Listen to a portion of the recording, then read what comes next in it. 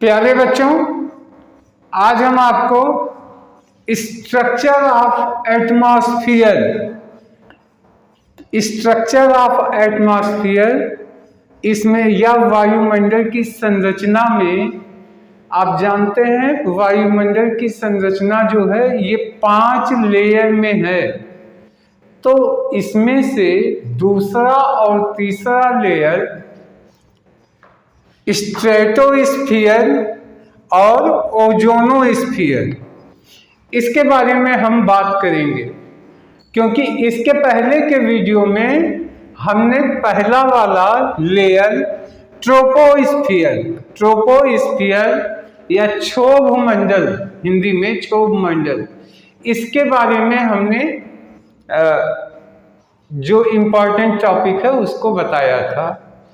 तो आज हम बात करेंगे स्ट्रेटोस्फीयर और ओजोनोस्फीयर के बारे में, 2 मंडल के बारे में इससे बात करेंगे। आइए देखते हैं। तो देखिए, सबसे पहले क्या आता है, 5 लेयर होते हैं, आप जानते हैं एटमॉस्फेयर 5 लेयर में बटा हुआ। इस पांचों के नाम को भी हमने पिछले वीडियो में याद करवाया है। पहला हो गया ट्रोपोस्फीयर, दूसरा हो गया स्ट्रेटोस्फीयर, तीसरा हो गया ओजोनोस्फीयर, चौथा हो गया आयनोस्फीयर और पांचवा हो गया एक्सोस्फीयर। ये है। तो ट्रोपोस्फीयर के बारे में बात हो गई है। अब हम स्ट्रेटोस्फीयर यानी धरती से जो दूसरा लेयर आता है उसके बारे में बात करेंगे। तो स्ट्रेटोस्फीयर इसको कहते हैं समताप मंडल, यानी इस वातावरण में, इस मंडल में टेम्परेचर सेम रहता है, यानी तापमान समान होता है। ये कितना होता है, तो 18 किलोमीटर से 32 किलोमीटर की ऊंचाई के बीच का जो लेयर है वायुमंडल का, उसको हम स्ट्रेटोस्फीयर या समताप मंडल कहते हैं। 18 किलोमीटर तक पहला लेयर है ट्रोपोस्फीयर, फिर 18 किलोमीटर से ऊपर 32 किलोमीटर की ऊंचाई तक दूसरा लेयर स्ट्रेटोस्फीयर है। और यहाँ पे क्या है, टेम्परेचर समान होता है, इसलिए इसको समताप मंडल भी कहते हैं। अब देखिए, जो मौसमी घटनाएं होती हैं जैसे वर्षा, बिजली की कड़क, चमक, आंधी, तूफान, ये सब के सब यहाँ पे नहीं होता। बहुत आसान होता है। आंधी, बादलों की गरज, बिजली की कड़क, धूल या जल वाष्प आदि वहां पे कुछ भी नहीं होते और टेम्परेचर भी सेम होता है। तो वायुमंडल की ये आदर्श स्थिति होती है। यहाँ पे अगर हमारा जेट विमान या एयरप्लेन को अगर हम यहाँ पे उड़ाएं तो कोई रिस्क नहीं होता, क्योंकि यहाँ पे न आंधी चलता है, न तूफान आता है, न बिजली की कड़क, न चमक, न मौसम की खराबी, कुछ नहीं होता। तो यहाँ पे आराम से यात्रा की जाती है। तो सबसे बढ़िया इसी वातावरण में अपना प्लेन को लेके जाना होता है। और देखिए, अब इसमें कोई चीज़ होती ही नहीं तो ठीक है, कोई चीज़ नहीं होती, न बिजली कड़क, न आंधी, न वर्षा, न तूफान, न गरज, न चमक, न कोई जलवाष्प है यहाँ पे, न कोई धूल है, एकदम प्लेन प्यारा सा। कभी कभी एक विशेष प्रकार के क्लाउड इसमें बनते हैं जिसको कहते हैं मदर ऑफ पेरल क्लाउड, हिंदी में कहते हैं मूलाभ मेघ। हिंदी में इसको मूलाभ मेघ कहते हैं, लेकिन इंग्लिश में क्या कहते हैं, मदर ऑफ पेरल क्लाउड। देखिए, मदर ऑफ पेरल क्लाउड जो है, इसको आप हिंदी में कह सकते हैं मोतियों का बादल।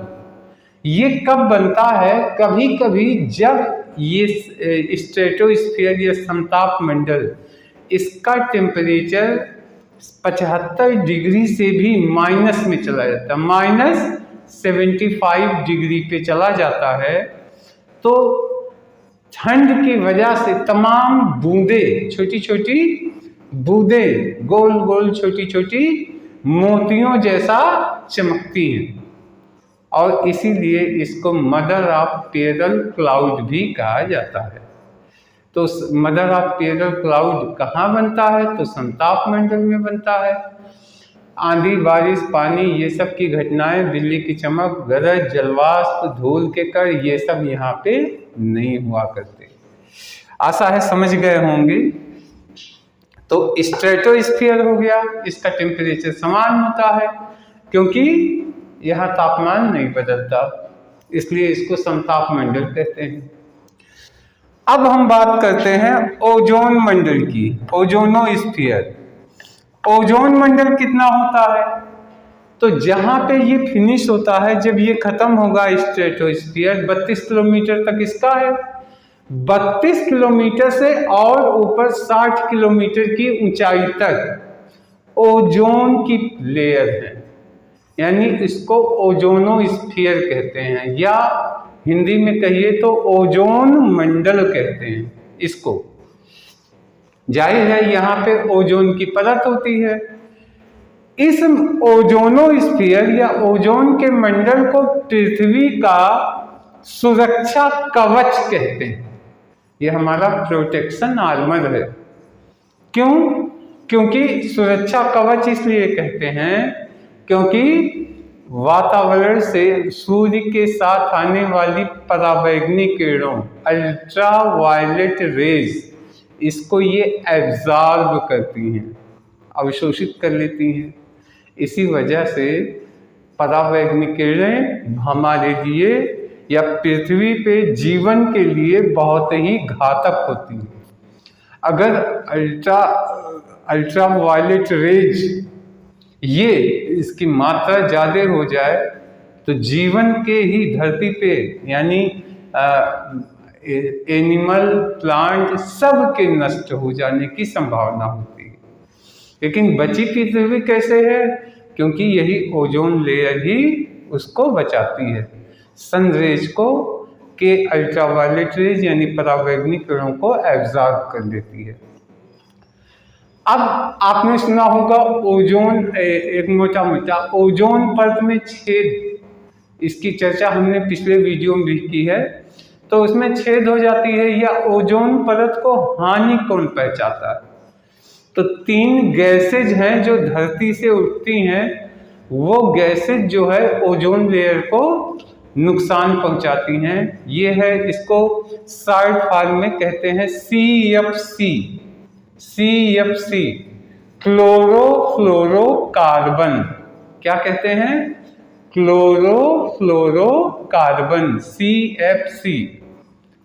और ये किरणें जो है, क्योंकि इसमें एक्टिव क्लोरीन होता है, तो ये इस ओजोन के लेयर को नुकसान पहुंचाता है।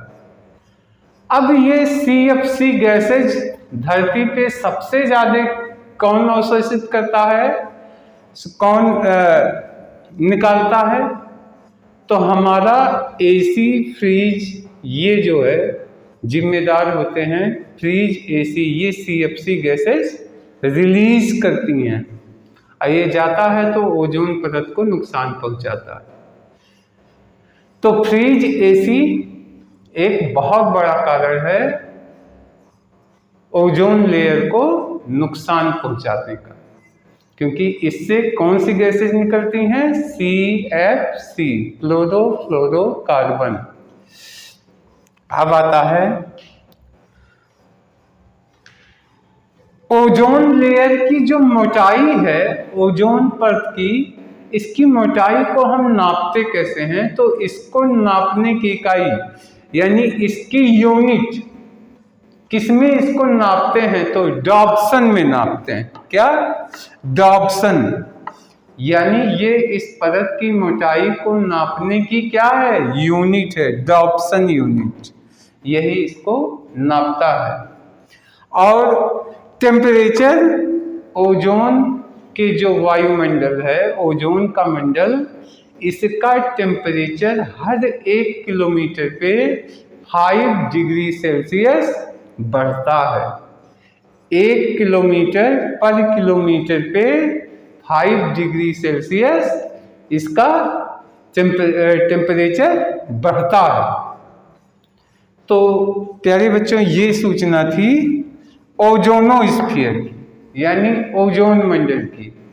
आशा है ये दो के दोनों समझ में आ गए होंगे। तो 5 लेयर है structure of atmosphere. Atmosphere 5 layer में बना है, जिसमें से पहले वीडियो में हमने बताया है ट्रोपोस्फीयर के बारे में। इस वीडियो में स्ट्रेटोस्फीयर और ओजोनोस्फीयर के बारे में बताया। अब हम नेक्स्ट वीडियो में आयनोस्फीयर और एक्सोस्फीयर के बारे में बात करेंगे। तब तक के लिए धन्यवाद, नमस्कार।